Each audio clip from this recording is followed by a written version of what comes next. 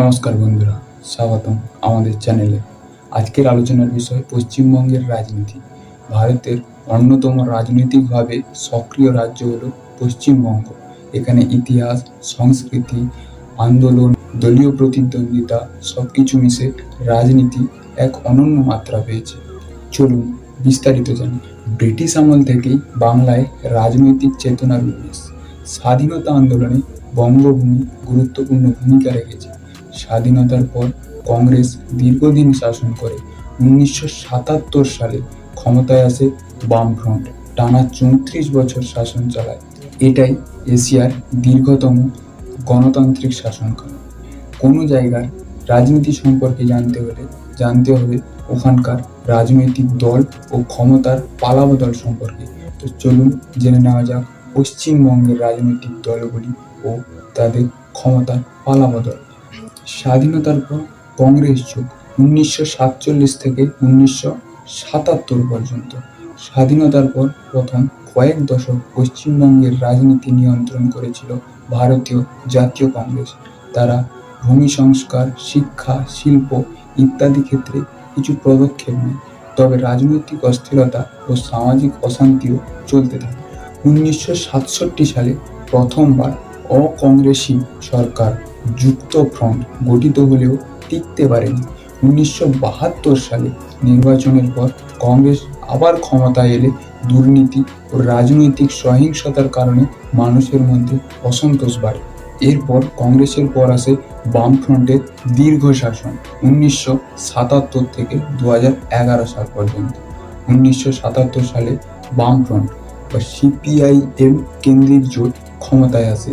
মুখ্যমন্ত্রী হন জ্যোতি বসু, যিনি টানা 23 বছর 1977 থেকে 2000 সাল পর্যন্ত দায়িত্বে ছিলেন। বামফ্রন্টের আমলে কিছু গুরুত্বপূর্ণ ঘটনা ঘটেছিল, যেমন ভূমি সংস্কার, পঞ্চায়েত ব্যবস্থা শক্তিশালী করা, কৃষক রাজনীতি ও গ্রামীণ উন্নয়ন। পরবর্তীতে মুখ্যমন্ত্রী ছিলেন বুদ্ধদেব ভট্টাচার্য 2000 সাল থেকে 2011 সাল পর্যন্ত। বামফ্রন্টের আমলে ব্যর্থতা কী ছিল? শিল্পায়নের চেষ্টায় সিঙ্গুর, নন্দীগ্রাম আন্দোলন প্রবল জনবিরোধী হয়ে ওঠে। এর ফলে 34 বছরে বাম শাসনের অবসান ঘটে। এরপর হয় তৃণমূল কংগ্রেসের উত্থান।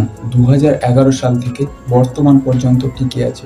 1998 সালে মমতা বন্দ্যোপাধ্যায় কংগ্রেস ছেড়ে তৈরি করেন নিজস্ব দল তৃণমূল কংগ্রেস, টিএমসি। 2011 সালে বিধানসভা নির্বাচনে তৃণমূল কংগ্রেসের সঙ্গে জোট বেঁধে বামফ্রন্টকে পরাজিত করে। মমতা বন্দ্যোপাধ্যায় হন বাংলার প্রথম মহিলা মুখ্যমন্ত্রী। তৃণমূল কংগ্রেসের সময় কিছু গুরুত্বপূর্ণ কাজ হচ্ছে সামাজিক প্রকল্প, যেমন কন্যাশ্রী, রূপশ্রী, শিক্ষাশ্রী, স্বাস্থ্যসাথী, এবং সঙ্গে রয়েছে গ্রামীণ উন্নয়ন ও মহিলাদের অংশগ্রহণ বৃদ্ধি। 2016 ও 2021 সালে নির্বাচনে তৃণমূল আরও বড় জয় পায়। কিন্তু 2014 পর থেকে বিজেপির চ্যালেঞ্জ আসতে থাকে। 2014 সালের লোকসভা নির্বাচনের পর থেকে পশ্চিমবঙ্গে ভারতীয় জনতা পার্টি বিজেপি দ্রুত শক্তি বাড়াতে শুরু করে। 2019 লোকসভা নির্বাচনে বিজেপি 42টির মধ্যে 18টি আসন পায়, যা তৃণমূলের জন্য বড় ধাপ। 2021 সালে বিধানসভা নির্বাচনে বিজেপি 77টি আসন পায়, কিন্তু তৃণমূল বিশাল সংখ্যাগরিষ্ঠতা বজায় রাখতে সক্ষম হয়। বর্তমানে বাংলার প্রধান বিরোধী দল বিজেপি। বর্তমান পরিস্থিতি ও ভবিষ্যৎ। এখন বাংলার রাজনীতিতে টিএমসি বনাম বিজেপি প্রধান লড়াই। কংগ্রেস ও বামফ্রন্টের উপস্থিতি অনেকটাই কমে গেছে, তবে কিছু আসনে তারা এখনও সক্রিয়। ভবিষ্যতে ক্ষমতার পালাবদল নির্ভর করবে কর্মসংস্থান, দুর্নীতি বিরোধী আন্দোলন, গ্রামীণ ভোট ব্যাংক, নারীর ক্ষমতায়ন প্রকল্পের সাফল্যের উপর। সংক্ষিপ্তভাবে যদি বলি, 1947 সাল থেকে 1977 সাল পর্যন্ত ক্ষমতায় থাকে কংগ্রেস। 1977 থেকে 2011 পর্যন্ত ক্ষমতায় থাকে বামফ্রন্ট সিপিআইএম এর নেতৃত্বে। 2011 থেকে বর্তমান পর্যন্ত ক্ষমতায় আছে তৃণমূল কংগ্রেস। পশ্চিমবঙ্গের রাজনীতির ভবিষ্যৎ কি? বর্তমান রাজনৈতিক চিত্র।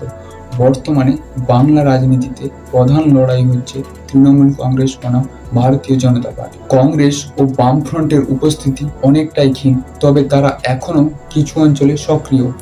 মমতা বন্দ্যোপাধ্যায় একাধিক মেয়াদ ধরে মুখ্যমন্ত্রী, কিন্তু দুর্নীতি, চাকরি কেলেঙ্কারি ইত্যাদি ইস্যুতে চাপের মুখে আছেন। ভবিষ্যতের সম্ভাব্য চিত্রটা কি হতে পারে তৃণমূল কংগ্রেসের জন্য? সামাজিক প্রকল্প, কন্যাশ্রী, স্বাস্থ্যসাথীর মতো সামাজিক প্রকল্পগুলি ও গ্রামীণ মহিলাদের ভোট ব্যাংক ধরে রাখলে আগামী কয়েক বছর ক্ষমতায় থাকতে পারে। তবে দুর্নীতি বা শিল্পহীনতার অভিযোগ বাড়লে জনসমর্থন কমতে পারে। বিজেপির ক্ষেত্রে বললে জাতীয় রাজনীতিতে শক্তিশালী অবস্থান ও কেন্দ্রীয় ক্ষমতা তাদের বাড়তি সুবিধা দিচ্ছে। যদি সংগঠনকে আরও গ্রামীণ স্তরে শক্তিশালী করতে পারে, তাহলে ভবিষ্যতে ক্ষমতায় আসার সম্ভাবনা প্রবল। এবং বামফ্রন্ট ও কংগ্রেসের ক্ষেত্রে বলতে গেলে বর্তমানে দুর্বল হলেও ছাত্র যুব আন্দোলন ও শ্রমিক রাজনীতির মাধ্যমে ধীরে ধীরে পুনরুজ্জীবন সম্ভব। ভবিষ্যতে তারা জোট রাজনীতিতে গুরুত্বপূর্ণ ভূমিকা নিতে পারে। রাজনীতির ভবিষ্যৎ নির্ধারণকারী বিষয়গুলি কি কি হতে পারে আমাদের এই পশ্চিমবঙ্গে? যুব সমাজ ও কর্মসংস্থান, চাকরির অভাব ভবিষ্যতে বড় ইস্যু হবে। দুর্নীতি বিরোধী আন্দোলন, শিক্ষাক্ষেত্র ও সরকারি চাকরিতে দুর্নীতি রাজনীতির মোড় ঘুরিয়ে দিতে পারে। নারীর ক্ষমতায়ন, মহিলা ভোট ব্যাংক ভবিষ্যতে সবচেয়ে বড় প্রভাব ফেলবে। শিল্প ও বিনিয়োগ, শিল্পায়ন না হলে তরুণ প্রজন্ম অন্য বিকল্প কিনবে। গ্রামীণ বনাম শহুরে রাজনীতি, গ্রামীণ বাংলায় ভবিষ্যতের ক্ষমতার চাবিকাঠি। তাহলে পশ্চিমবঙ্গে ভবিষ্যতে রাজনীতির সম্ভাব্য চিত্রনাট্যটা কি? তৃণমূলের ধারাবাহিকতা, যদি উন্নয়নমূলক প্রকল্প ও মহিলা ভিত্তিক ভোট ব্যাংক ধরে রাখতে পারে। এদিকে বিজেপির উত্থান, যদি কেন্দ্রীয় সরকারের জনপ্রিয়তা ও সংগঠন শক্তি গ্রামে বিস্তার করতে পারে। এবং 3 নম্বরে দাঁড়িয়ে আছে ত্রিমুখী লড়াইয়ের জন্য, যদি বাম কংগ্রেস নতুন প্রজন্মকে সঙ্গে নিয়ে সক্রিয় হয়ে ওঠে, তাহলে ভবিষ্যতে বাংলায় আবার জোট রাজনীতির পুনরাবির্ভাব হতে পারে। সংক্ষেপে বলতে গেলে পশ্চিমবঙ্গের রাজনীতির ভবিষ্যৎ এখন মূলত টিএমসি বনাম বিজেপি লড়াইয়ের মধ্যে সীমাবদ্ধ।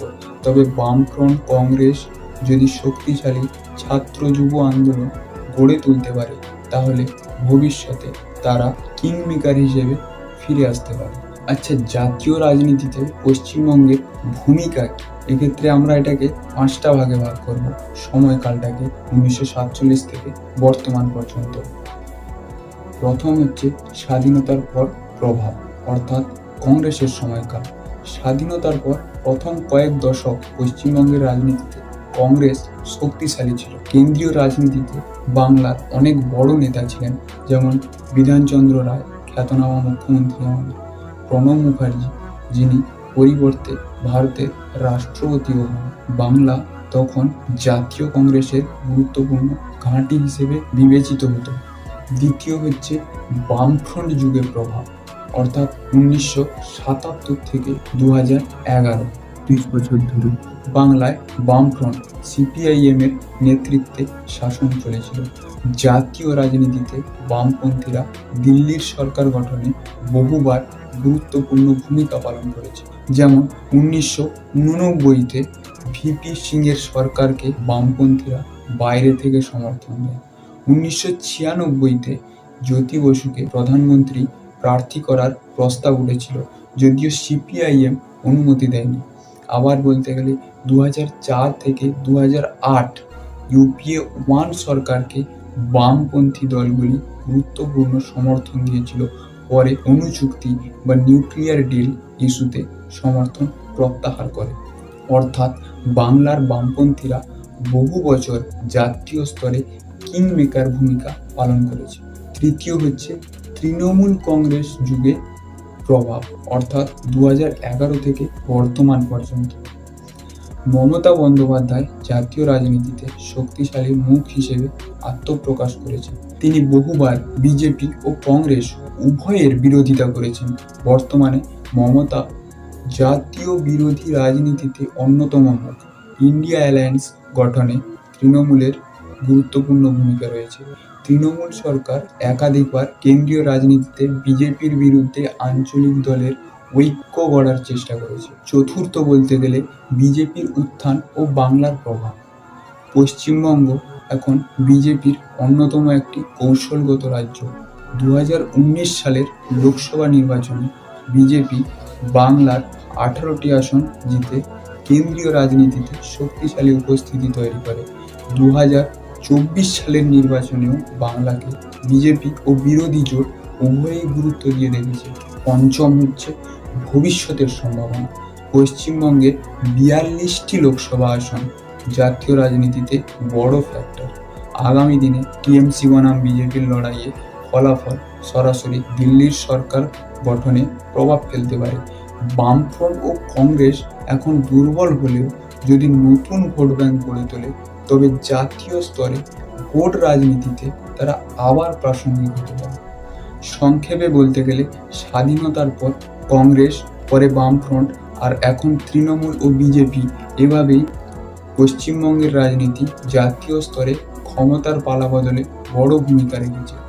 ভবিষ্যতেও বাংলার 42টি আসন দিল্লির সরকার গঠন বা ভাঙার ক্ষেত্রে গেম চেঞ্জার হতে পারে। সবই তো শুনলেন। পশ্চিমবঙ্গের রাজনীতি সবসময় পরিবর্তনশীল। কখনো বামফ্রন্টের শক্তি, কখনো তৃণমূলের উত্থান, আবার কখনো বিজেপির চ্যালেঞ্জ। সব মিলিয়ে এক রঙিন ইতিহাস। আগামী দিনে বাংলার রাজনীতিতে কী পরিবর্তন আসবে তা দেখার বিষয়। কমেন্টে জানান আপনার মতে আগামী দিনে পশ্চিমবঙ্গের রাজনীতি কোন পথে যাবে।